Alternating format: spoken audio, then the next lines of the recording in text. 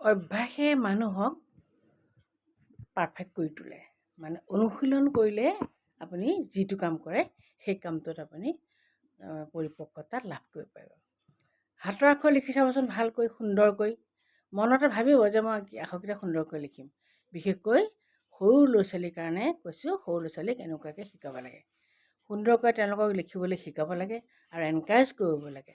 যদি ভালকৈ লিখে তেওঁক ভাল নম্বৰ এটা দি মানে ক'ব যে এইটো তেওঁক এটা পুৰস্কাৰ দিয়া হৈছে, পুৰস্কাৰ বা নম্বৰটো এটা পুৰস্কাৰ হ'ব পাৰে, তো তেওঁ যাতে আৰু আগলৈ ভাল কৰিবলৈ যত্ন কৰে।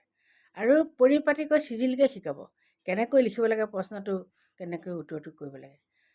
তাৰ লগতে আৰু কথা ক'ব পাৰি যে যিবিলাক ভাল বাক্য, ভাল মানুহৰ লিখা অলপ ওপৰ ক্লাছ পালেগৈ, ডাঙৰ মানুহৰ লিখাবিলাকৰ বাক্যবিলাক পঢ়ি বা শুনি তেওঁলোকক ভাল লগা ধৰণে অনুশীলন কৰিব লাগে। সৰু সৰু ৰচনা লিখিবলৈ দিব, সেই মানুহজনৰ ওপৰতে হওক বা বিষয়ৰ ওপৰতে হওক। সকলো বিষয়ৰ প্ৰতি সমান ধ্যান দিব। গৰু বিষয়ৰ ৰচনাখন লিখিবলৈ লওঁতে যদি আৰু ৰেলত গৈ থাকোঁতে বাটত এটা গৰু দেখিলোঁ বুলি পেলাই আৰম্ভ কৰি আৰু ৰেলৰ কথাই কৈ থাকে, গৰুৰ কথা নকয়, নহ'ব নহয় তেনেকৈ। গৰুৰ আকৃতিৰ প্ৰকৃতিৰ পৰা ধৰি তেওঁ কাম কাজ, খোৱা খাদ্যভাস, মানুহক কি উপকাৰ থাকে, এই গোটেই কথাবিলাক বুজাই লিখিবলৈ অভ্যাস কৰাব। মাত্ৰ টেকনিকটো এবাৰ বা দুবাৰ শিকাই দিব, তেওঁলোকে নিজে আয়ত্ব কৰিব। প্ৰতিটো কথাতে অকণমান ধ্যান দিলে, কিয়নো সৰু ল'ৰা ছোৱালীবিলাকক আমি ডাঙৰ কৰিবই লাগিব, শিক্ষা দিবই লাগিব। আজিকালি মোবাইলৰ যুগ হ'লেও মোবাইল চাই থাকিলে মোবাইলৰ পৰা চব কথা নিশিকে নহয়।